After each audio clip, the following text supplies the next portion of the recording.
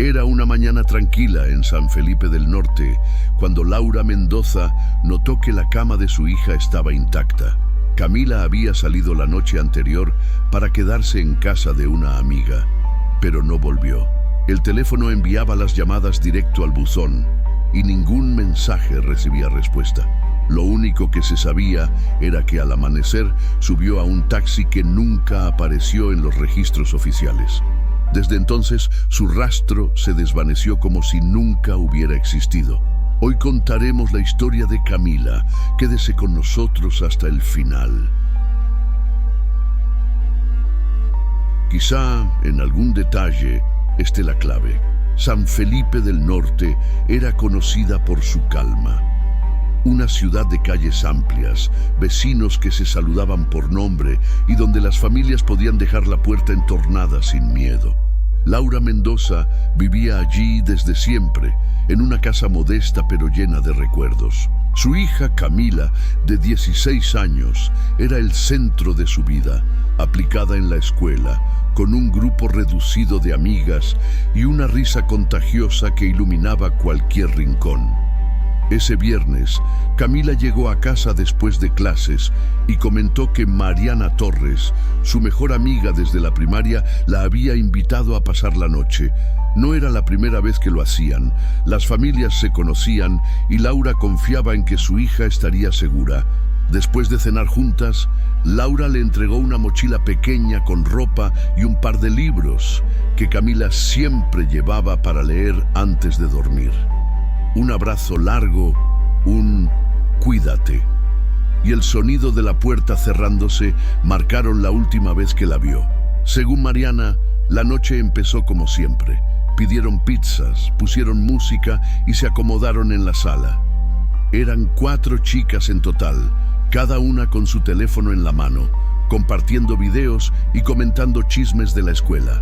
Entre risas y fotos, alguien sugirió invitar a unos chicos que conocían por redes sociales. 3 nombres, o mejor dicho, 3 apodos: El Chino, Beto y Rulo. Ninguno mayor de 20 años, pero claramente más grandes que ellas. Los mensajes fueron breves. ¿Dónde están? Vengan, estamos solas. 1 hora después, un coche viejo se estacionó frente a la casa. Los chicos entraron con una naturalidad que inquieta cuando se piensa después. La música subió, las bromas se volvieron más atrevidas y comenzaron a circular un par de botellas que nadie reconoció haber traído. Laura, desde su casa, no sabía nada de esto. Mientras tanto, las horas pasaban y la reunión tomaba un tono distinto, más caótico.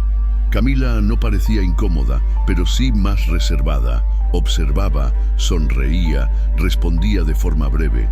Quizá percibía algo que no dijo. Esa noche sería la última en que las risas se escucharían sin sombra de miedo.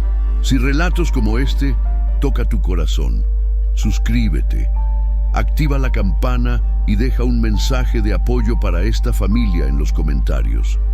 Porque lo que ocurrió después cambió para siempre la vida de todos. Las amigas recordarían más tarde pequeños momentos. Una mirada prolongada hacia la ventana, el celular de Camila vibrando en silencio. Un mensaje que leyó y no comentó. Nadie imaginó que esas señales serían las últimas piezas claras de un rompecabezas que con el tiempo se volvería casi imposible de armar. La madrugada se fue instalando como una niebla silenciosa. Afuera, las calles estaban vacías y el único sonido constante era el de la música que salía desde el interior de la casa. Los vecinos no dijeron haber escuchado nada fuera de lo normal, aunque uno, semanas después, mencionó haber visto un coche viejo estacionado frente a la acera más tiempo del que parecía lógico. Dentro, las risas continuaban, pero el cansancio empezaba a notarse. Los 3 muchachos parecían cómodos, demasiado cómodos para ser invitados de una sola noche. Se acomodaban en los sillones, hablaban en voz baja entre ellos y de vez en cuando miraban sus teléfonos como si estuvieran esperando algo o a alguien. Las chicas, entre el sueño y la euforia, no prestaban demasiada atención a esos detalles. Poco antes de las 4 de la mañana, el chino se levantó y dijo que tenían que irse. Nadie preguntó por qué.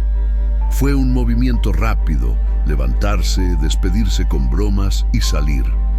El coche arrancó y el ruido del motor se perdió al doblar la esquina. Las chicas cerraron la puerta y se dejaron caer en los colchones improvisados en la sala.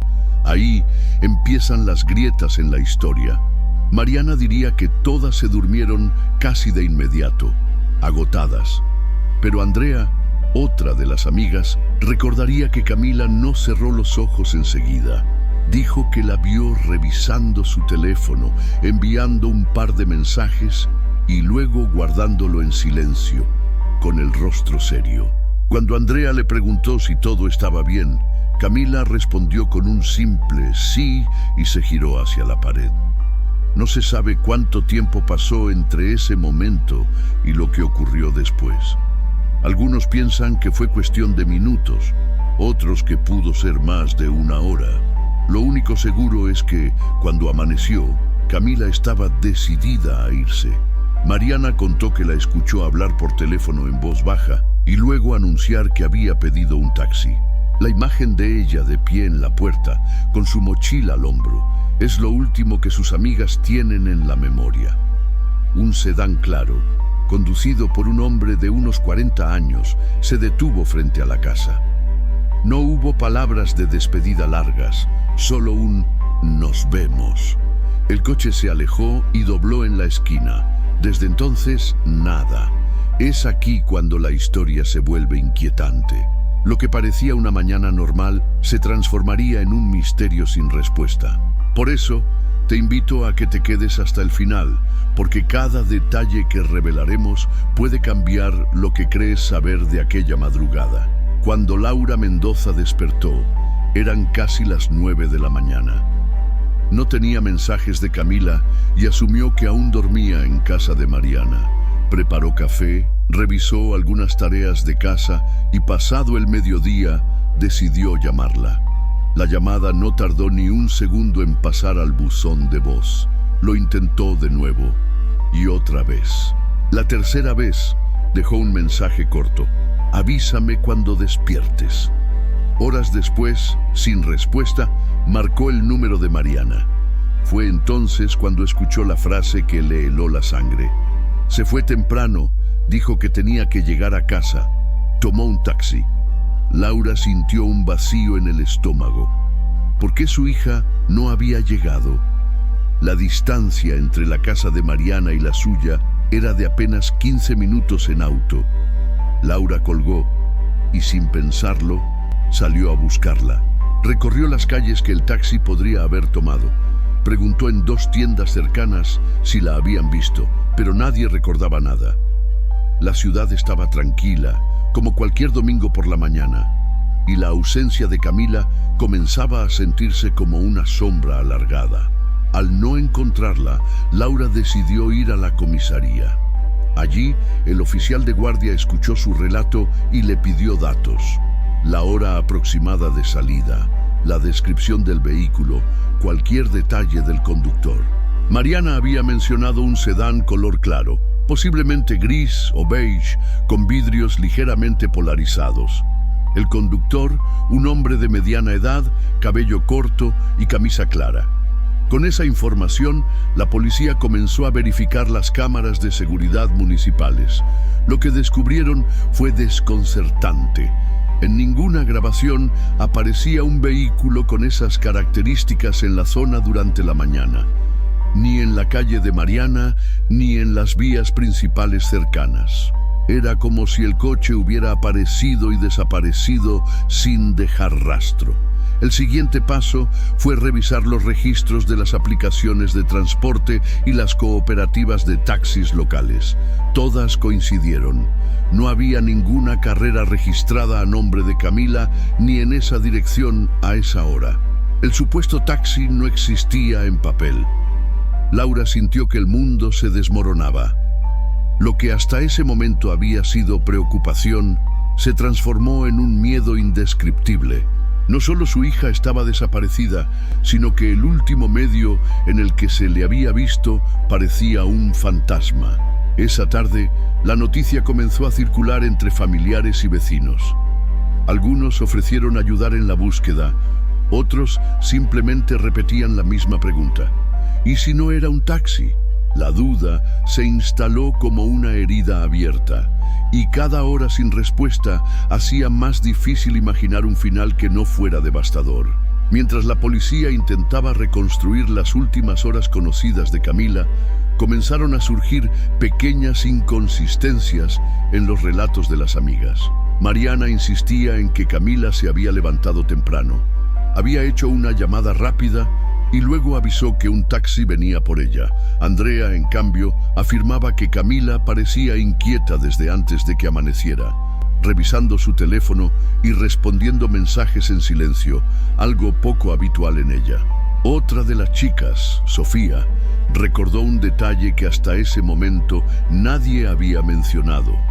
Dijo que creyó escuchar un auto detenerse frente a la casa antes de que Camila saliera, pero juraba que no era el mismo coche que los había dejado los muchachos horas antes. El motor, según ella, sonaba más grave y no escuchó voces ni bocina, solo el chirrido leve de una puerta abriéndose.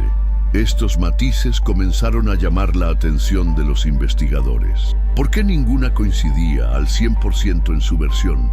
¿Se trataba de la confusión natural de una noche larga o había algo que alguna no quería decir? En la reconstrucción de la madrugada, la policía identificó otro vacío. Nadie parecía recordar exactamente la hora en que los chicos se marcharon.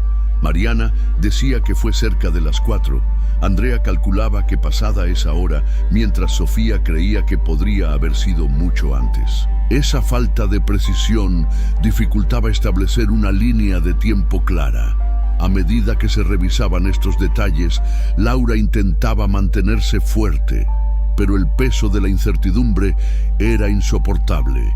Se aferraba a la esperanza de que su hija apareciera con una explicación sencilla, quizá una confusión, un malentendido. Aunque en su interior sabía que algo no encajaba, la policía decidió citar nuevamente a las amigas, esta vez por separado.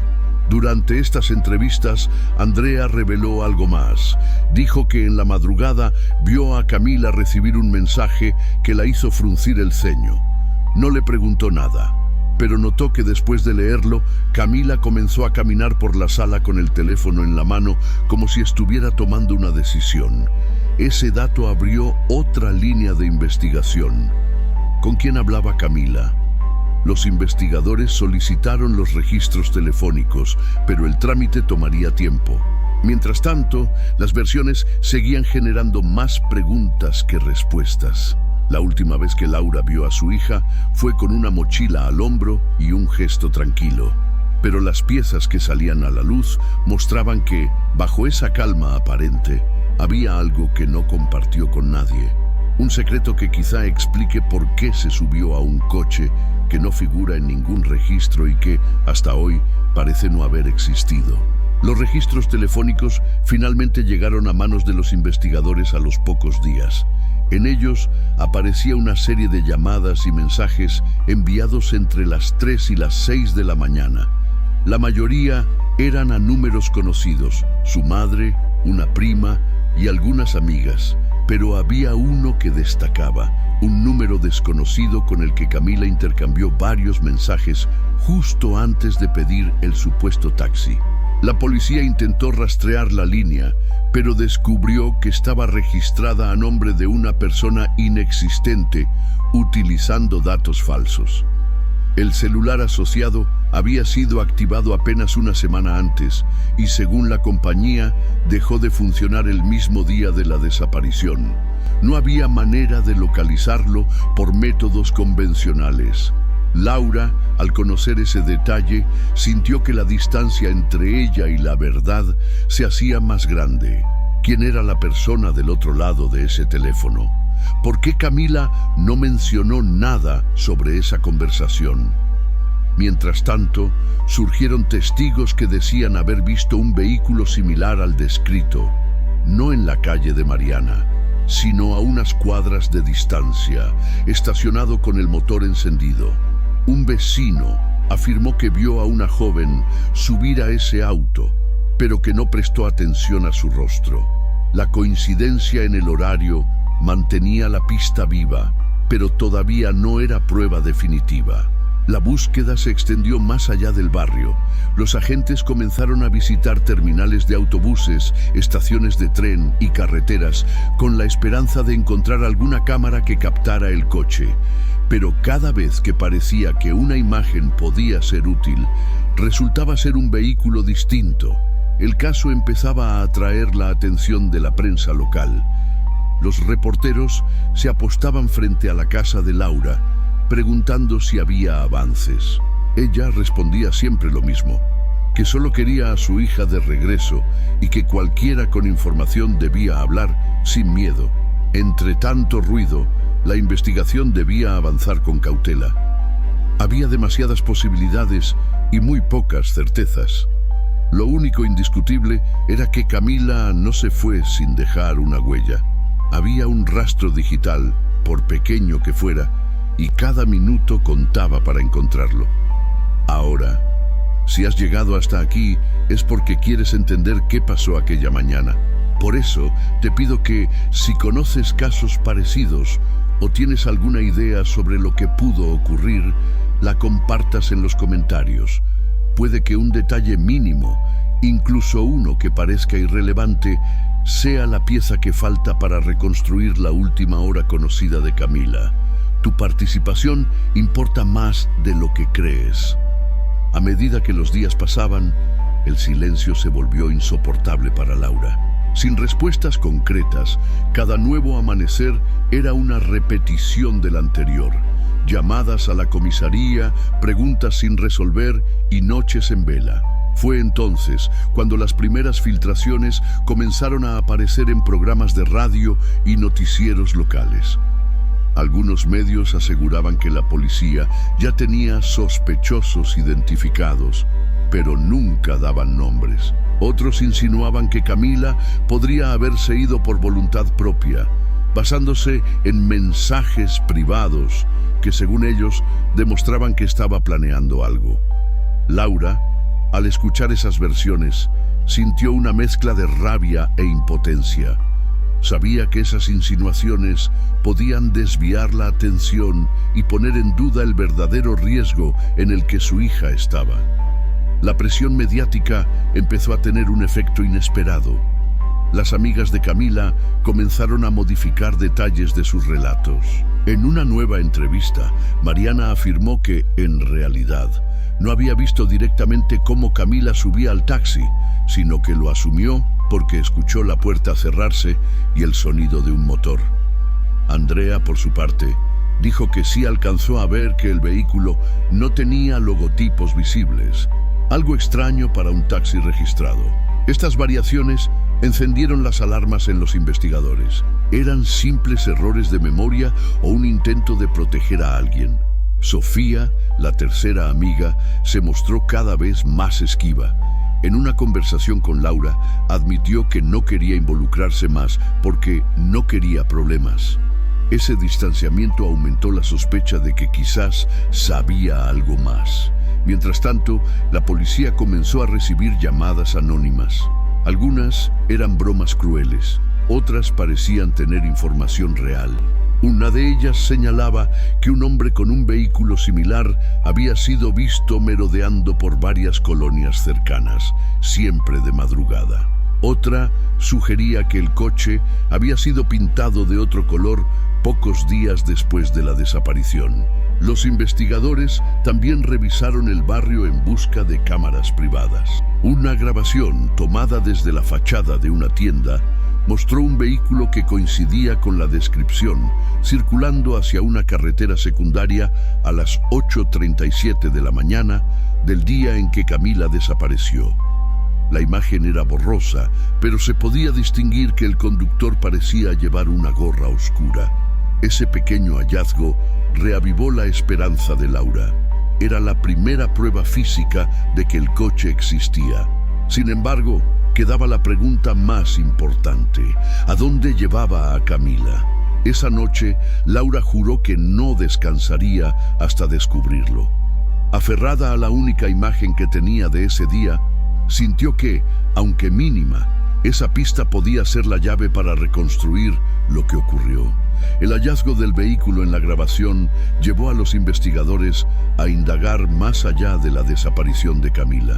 Al revisar archivos de casos abiertos en la región, encontraron que un automóvil con características muy similares había sido reportado en al menos 3 incidentes previos, todos ocurridos en municipios cercanos.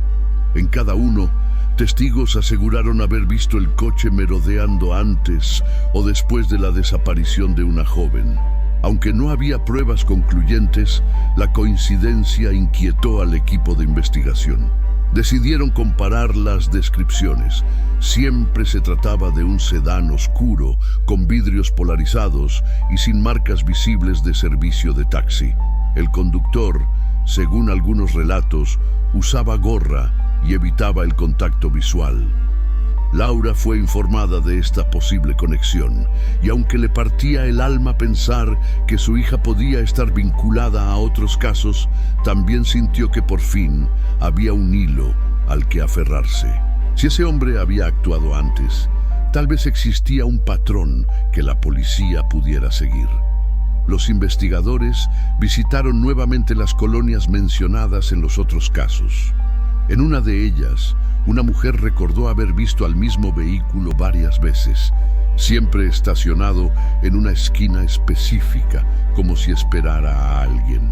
Cuando le mostraron la fecha de la desaparición de Camila, la mujer aseguró que ese día, cerca de las 9 de la mañana, vio el coche partir a gran velocidad hacia una carretera poco transitada. Esa carretera se convirtió en el nuevo foco de búsqueda. Un equipo recorrió varios kilómetros, revisando entradas a caminos secundarios, propiedades abandonadas y zonas boscosas. No encontraron el coche, pero sí detectaron una pequeña cámara de seguridad instalada en una bodega en desuso. El dueño, sorprendido, permitió revisar las grabaciones. En las imágenes, captadas pocas horas después de la desaparición, se veía claramente el sedán oscuro pasar en dirección a un área rural. Aunque la matrícula no era legible, el modelo coincidía con la descripción de todos los testigos. La policía trazó un mapa con cada avistamiento del coche. El patrón sugería que el conductor evitaba rutas principales y prefería caminos secundarios con poca vigilancia. Esa información podría ser clave para anticipar su próximo movimiento, en caso de que intentara actuar de nuevo. Esa noche, Laura se quedó mirando el mapa que los investigadores le mostraron. Cada punto rojo era una posible pista, o un recordatorio de que el tiempo jugaba en su contra. El rastreo de las grabaciones llevó a los investigadores hasta una zona rural conocida como El Robledal, un área aislada con pocos habitantes permanentes y extensos terrenos agrícolas. Las carreteras eran estrechas y sin iluminación, lo que las convertía en un lugar ideal para quien quisiera moverse sin ser visto. En una de las casas más cercanas al punto donde el vehículo fue captado por última vez, vivía don Ramiro, un hombre de edad avanzada que conocía bien el movimiento de la zona. Cuando la policía le mostró una imagen del sedán oscuro, asintió sin dudar. Dijo que lo había visto la mañana de la desaparición, estacionado a un lado del camino de tierra que conduce a una antigua granja abandonada. Pero lo que más llamó la atención fue lo que agregó después. No puedo asegurarlo al 100%, pero juraría que dentro iba una muchacha joven, con el cabello suelto, mirando por la ventana. Me dio la impresión de que no estaba hablando con el conductor. Parecía ausente, como si su mente estuviera en otro lado. Esa declaración dio un nuevo impulso a la búsqueda. Los agentes inspeccionaron la granja mencionada, que llevaba años sin actividad. El lugar estaba en ruinas. ventanas rotas, puertas oxidadas y maleza cubriendo el patio.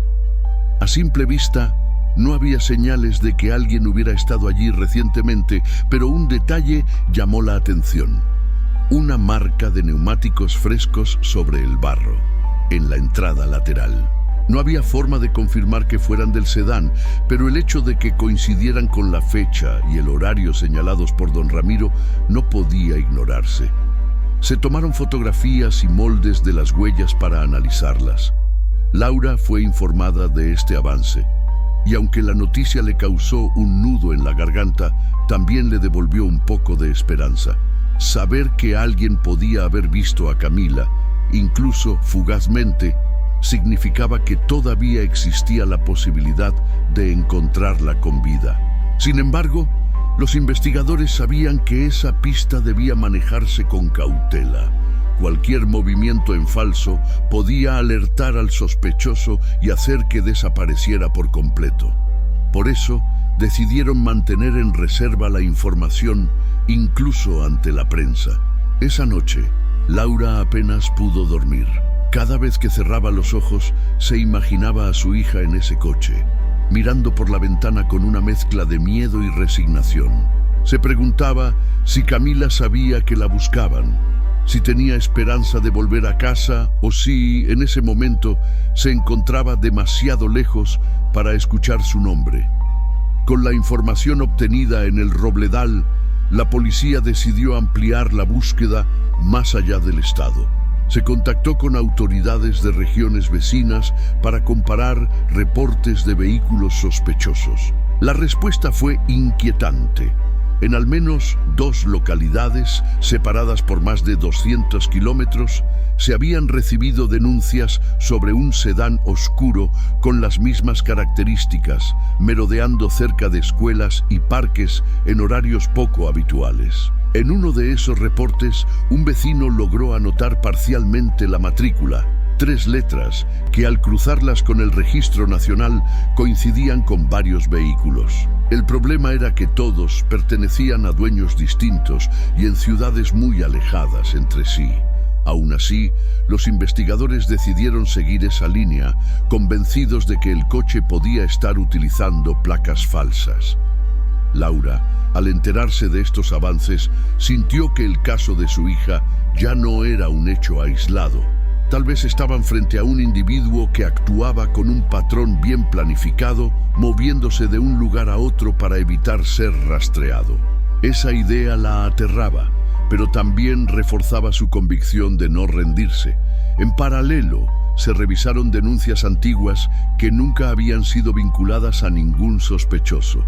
En uno de esos casos, una adolescente afirmó que un hombre en un coche oscuro intentó convencerla de subir, ofreciéndole llevarla a casa después de la escuela.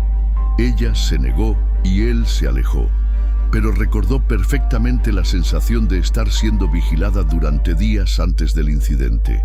Este testimonio fue tomado como una alerta. Si el hombre seguía activo, podía estar buscando nuevas víctimas, incluso mientras la investigación avanzaba. Por eso se decidió reforzar la vigilancia en puntos estratégicos y compartir, de manera controlada, una descripción del vehículo con vecinos de comunidades rurales. En medio de la tensión, Laura grabó un mensaje dirigido al posible responsable. Con voz firme, le dijo que sabía que él tenía a su hija y que no descansaría hasta recuperarla. Ese video fue difundido en redes y recibió cientos de compartidos en pocas horas. Ahora, si llegaste a este punto, es porque esta historia te importa. Te invito a que compartas este video en tus redes sociales, hables con tus vecinos y te mantengas alerta. Una imagen, una matrícula o incluso un simple recuerdo podrían cambiar el rumbo de esta búsqueda. No subestimes el poder de tu atención. Podría ser la diferencia entre no saber nunca qué pasó o encontrar la respuesta que Laura ha estado esperando desesperadamente.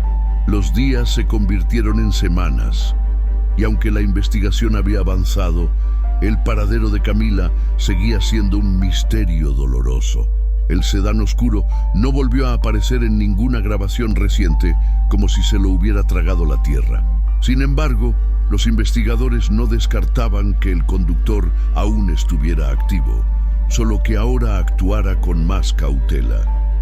La última pista firme seguía siendo la imagen captada en la bodega de El Robledal. A partir de ese momento, todos los esfuerzos se centraron en rastrear el vehículo. Se enviaron solicitudes a talleres mecánicos y deshuesaderos para localizar coches del mismo modelo que hubieran sido repintados o modificados en las últimas semanas. Algunas llamadas devolvieron respuestas prometedoras, pero ninguna condujo directamente a Camila. Laura se encontraba en un punto de agotamiento físico y emocional. Cada vez que sonaba su teléfono, su corazón se aceleraba, temiendo lo peor, y al mismo tiempo aferrándose a la esperanza de escuchar que su hija había sido encontrada. En medio de esa espera insoportable, una nueva llamada anónima llegó a la línea de denuncia. La voz de un hombre, distorsionada como si hablara a través de un paño, dijo algo breve: «La chica está viva. No busquen en el lugar equivocado». Luego colgó. La grabación fue enviada de inmediato a los peritos para su análisis, pero no lograron determinar su origen. Aunque era imposible confirmar la veracidad de esa declaración, Laura sintió que no podía ignorarla. Era la primera vez que alguien afirmaba con aparente certeza que Camila seguía con vida. Decidió tomarlo como un impulso para seguir adelante, aun sabiendo que podía ser solo una estrategia para confundirla. Las redes sociales seguían activas con mensajes de apoyo y posibles pistas. Algunas eran falsas alarmas, pero otras merecían atención. Un usuario compartió una fotografía tomada en una parada de autobús de una ciudad fronteriza. Una joven con un parecido notable a Camila, sentada sola, mirando hacia el suelo. Aunque la imagen era de baja calidad y no se podía confirmar su identidad, fue suficiente para que un grupo de voluntarios viajara hasta allí para verificar. No encontraron a la joven, pero la búsqueda se reactivó con fuerza. Laura concluyó que, mientras existiera la mínima posibilidad de que su hija estuviera viva, no se detendría. No importaba cuántas veces la investigación llegara a un callejón sin salida, siempre buscaría la forma de abrir otra puerta. Hoy, esta historia sigue sin un final claro. Y es aquí donde tú puedes hacer la diferencia. Mantente atento a tu entorno, comparte esta historia y si tienes cualquier información, por pequeña que parezca, comunícala a las autoridades. El silencio es el mejor aliado de quien quiere que esta historia se olvide. No permitas que eso pase.